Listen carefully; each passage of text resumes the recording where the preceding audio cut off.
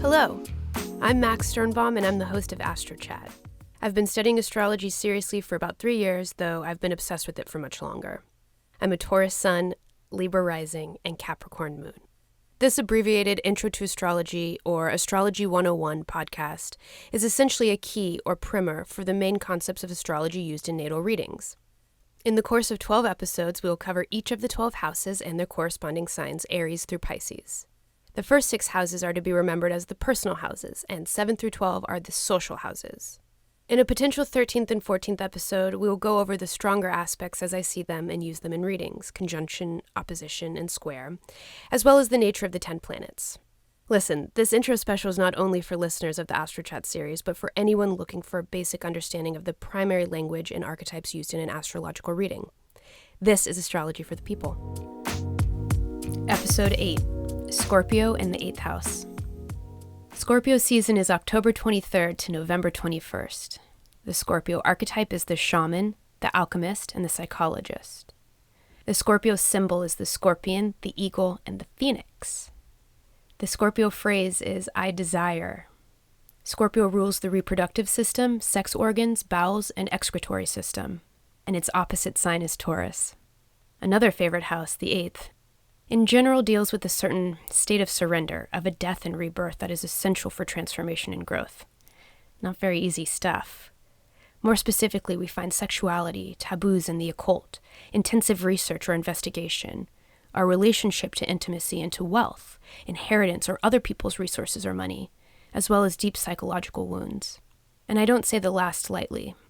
Most 8th house people experience some kind of trauma through this house, and it can be painful. Yet, because of the placement, there is usually a path through, one that ends in immense and profound transformation. There's also a deeper resonance of self-worth expressed here, considering its opposite 2nd house, perhaps as it pertains to some of our shadow material. Business, legacies, trusts, wills, debt, taxes, intimate bonds, and what happens after the commitment made in the 7th house to describe 8th house themes. What does it look like to merge egos and resources? One's destiny is now joined with another, or others in the case of business and inheritance, which asks us to move beyond self-interest and interactively transform. This is the house of true intimacy. 8th house types tend to be secretive or private, especially about money, great in a crisis, as well as inclined towards metaphysical self-discovery.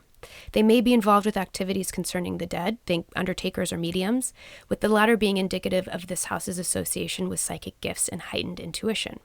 Are we getting Scorpio vibes yet? The 8th house and Scorpio's connection has always stood out amongst the rest for me, possibly because I myself have my chart ruler in the 8th house and have Pluto and Scorpio opposing my sun. I know intimately the private power struggle, the sudden death and ultimate rebirth, the time spent in a shadowy psyche, and the desire for intense experience simply to feel alive. Often Scorpios find themselves as witches, medicine men, shamans, or even crisis workers, as theirs is the search for transformation or alchemy. Often looking for intense experiences like working in the ER, roller coaster relationships, or taking plant medicine shows us how Scorpio can surrender to life.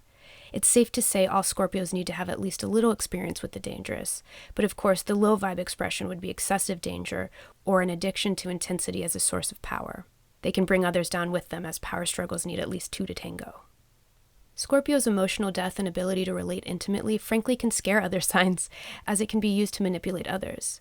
Yet it's this enormous depth, intensity, and courage in truth-telling that ultimately gives Scorpio the ability to both merge with another person or project, as well as provides their courage to transform reality, even when it comes at a cost. My teacher used to use the biblical example of the burning bush to describe the highest expression of Scorpio, as it burns without being consumed.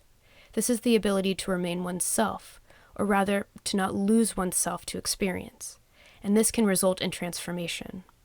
When Scorpio has reached phoenix-level consciousness, they're able to metabolize darkness and be reborn, helping others to do the same.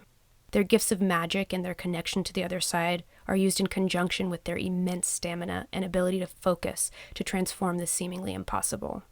It's important for Scorpios to own their intense desire for intimacy.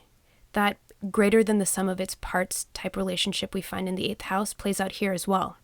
Scorpios are incredibly loyal, which shows up in their fixed nature and opposite sign of Taurus. They tend toward reclusive as well, valuing privacy and quality over quantity. When they learn what it truly means to surrender, able to confront the possibility of death authentically, they will know the true meaning of power. You don't get to be ruled by a planet like Pluto, god of the underworld, and not know the meaning of power and worth, sometimes at great cost. Some well-known Scorpios who exemplify their sign are Pablo Picasso, Albert Camus, Georgia O'Keeffe, Marie Antoinette, Elizabeth Cady Stanton, Sylvia Plath, Marie Curie, Sojourner Truth, Charles Manson, and Vlad the Impaler. Thank you all for listening, and I hope this proved helpful and resonated with the Scorpios of the world, as well as 8th house suns or those with a heavy Scorpio signature. We each have all 12 signs within our natal chart, so while you might think, I'm no Scorpio, we'll look closely at your chart and find out which house and or planet or angle inhabits the world of Scorpio. Then you can apply these principles or archetypes to that area of your life or yourself. It's the variety of combinations of planets and houses and signs within each of our natal charts that accounts for the diversity of human experience. And again, I hope to emphasize that figuring out our own astrology can help navigate life with more awareness, ease, and certainly grace. It provides the tools and knowing to deal with adversity and difficult timing and is helpful in self-understanding as well as understanding other by allowing us to maintain perspective. Instead of floating through life subject to the whims of celestial forces, we can be present and potentially co-create this existence, which is what is really meant by quote-unquote owning your power and stepping into your worth. And with that, I'll leave you. I'm signing off and hoping to catch you next time when we talk about Sag in the 9th house. Oh, and if you're digging this podcast, be sure and review or leave a comment and subscribe. You can find me on Instagram at startree_astrology, that's STARTREE, or drop me a line at yo.startree@gmail.com. Later, playa!